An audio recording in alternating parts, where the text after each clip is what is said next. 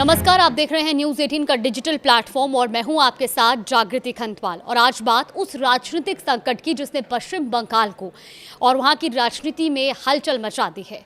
TMC के भीतर बढ़ती बगावत, सांसदों की नाराजगी, सुष्मिता देव का इस्तीफा और सबसे अहम, बागियों की सूची में शामिल बताया जा रहा एक ऐसा नाम जिसने चुनाव प्रचार के दौरान अपने गाने से पूरे देश में सुर्खियां बटोरी थी। जी हाँ, हम बात कर रहे हैं सयानी घोष की।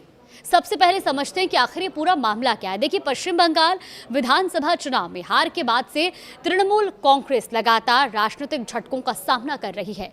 पहले पार्टी के विधायक दल में बिखराव की खबरें सामने आई और अब संसदीय दल में भी टूट की चर्चा तेज हो गई है। अब दावा ये किया जा रहा है कि टीएमसी के 20 सांसदों ने लोकसभा स्पीकर ओम बिरला को पत्र लिखकर संसद में अलग व्यवस्था देने की मांग की है। यानी ये सांसद खुद को पार्टी की मुख्य लाइन से अलग पहचान देना चाहते हैं। इस दावे ने इसलिए भी राजनीतिक महत्व हासिल कर लिया है क्योंकि टीएमसी के कुल 28 लोकसभा सांसद हैं और अगर 20 सांसदों का आंकड़ा सही साबित होता है तो ये सिर्फ असंतोष नहीं बल्कि संसदीय स्तर पर बड़ी टूट मानी जाएगी। लेकिन सबसे ज्यादा चर्चा सयानी घोष के नाम की क्यों हो रही है, ये एक सवाल है। आपको बताते हैं। देखिए, क्योंकि स्पीकर को भेजे गए कथित पत्र पर जिन नेताओं के हस्ताक्षर बताए जा रहे हैं उनमें सयानी घोष का नाम भी शामिल है। इस तरह की अटकलें हैं, इस तरह की खबरें सामने आ रही हैं। देखिए, सयानी घोष पश्चिम बंगाल की चर्चित बंगाली अभिनेत्री, गायिका और तृणमूल कांग्रेस की सांसद है। वर्तमान में वो जादवपुर लोकसभा सीट का प्रतिनिधित्व करती हैं। अब राजनीति में आने से पहले उन्होंने मनोरंजन जगत में अपनी अलग पहचान बनाई थी और बाद में टीएमसी के प्रमुख युवा चेहरों में शामिल हो गई। लेकिन राष्ट्रीय स्तर पर उनकी सबसे ज्यादा चर्चा तब हुई थी जब विधानसभा चुनाव प्रचार के दौरान उन्होंने एक गीत गाया था और गीत की पंक्तियां थी, मेरे दिल में है काबा और आंखों में मदीना। ये गाना बहुत ज्यादा चर्चा का विषय रहा और सयानी घोष भी इसी के चलते चर्चा में आई। अब इस गाने को लेकर उस समय बड़ा राजनीतिक विवाद तक खड़ा हो गया था।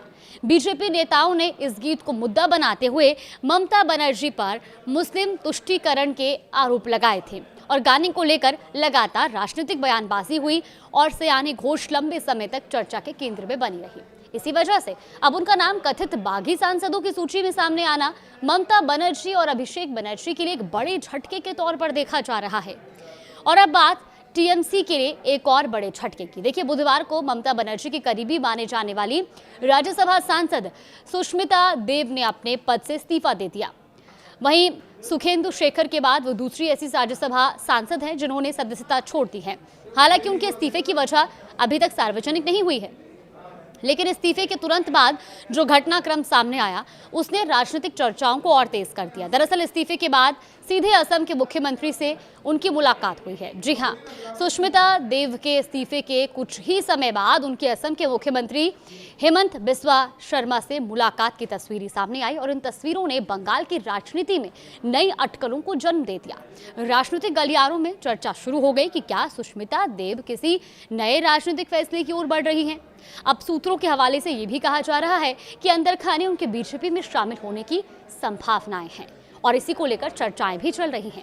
हालांकि इस संबंध में अभी तक कोई आधिकारिक घोषणा नहीं हुई है, लेकिन ये जरूर कहा जा रहा है कि इस्तीफे और मुलाकात का ये समय राजनीतिक रूप से बेहद महत्वपूर्ण माना जा रहा है।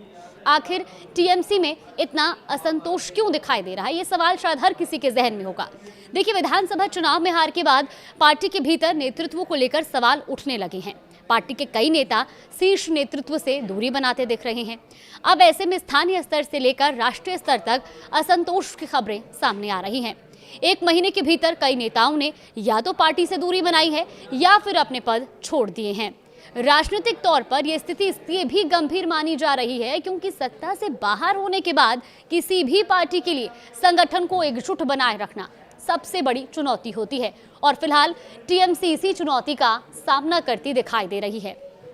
अब आपको बताते हैं कि कौन कौन से वो नेता है जो बागी खेमे के साथ है। देखिए, टीएमसी के बागी गुट का दावा है कि पार्टी के 28 लोकसभा सांसदों में से 20 सांसद अलग गुट बनाने और बीजेपी के नेतृत्व वाले एनडीए को समर्थन देने के पक्ष में है। हालांकि अब तक सार्वजनिक रूप से जिन नामों की चर्चा हो रही है उनमें 14 सांसदों के नाम सामने आए हैं। इनमें कौन कौन से नेता शामिल हैं वो आप एक बार सुन लीजिए। देखिए, काकोली घोष, इसके अलावा शताब्दी रॉय, साधी बापी हल्दर, अरूप चक्रवर्ती का नाम भी है, जून माल्या का नाम सामने आ रहा है, दीपक अधिकारी यानी देव, इसके अलावा कालीपदा सरेन, जगदीश बसुनिया, असित मल, अबू ताहिर खान, खलीकुर रहमान, शर्मिला सरकार, प्रसून बनर्जी और पार्थ भौमिक। इसके अलावा दावा यह भी किया जा रहा है कि सयानी घोष भी इस समूह का हिस्सा है और उन्होंने भी स्पीकर को भेजे पत्र पर हस्ताक्षर किए हैं। अब सवाल ये कि क्या ये सांसद एनडीए में शामिल हो सकते हैं? देखिए, इस पूरे राजनीतिक घटनाक्रम का यही सबसे बड़ा सवाल है, क्योंकि बागी सांसदों की ओर से एनडीए को समर्थन देने की इच्छा जताए जाने का दावा किया जा रहा है। अगर ऐसा होता है तो ये सिर्फ टीएमसी के लिए नहीं बल्कि राष्ट्रीय राजनीति के लिए भी महत्वपूर्ण घटनाक्रम होगा। हालांकि अभी तक इस संबंध में कोई औपचारिक फैसला सामने नहीं आया है, इसीलिए फिलहाल सारी निगाहें आने वाले दिनों की राजनीतिक गतिविधियों पर टिकी हुई हैं।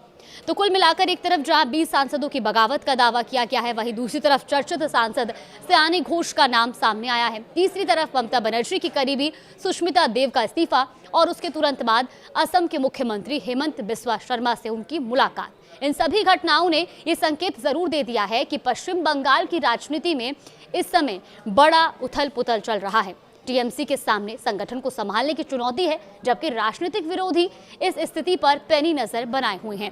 अब देखना होगा कि यह असंतोष महज नाराजगी साबित होता है या फिर आने वाले दिनों में बंगाल की राजनीति का पूरा समीकरण बदल देता है। फिलहाल इतना तय है कि ममता बनर्जी के लिए ये दौर आसान नहीं दिखाई दे रहा।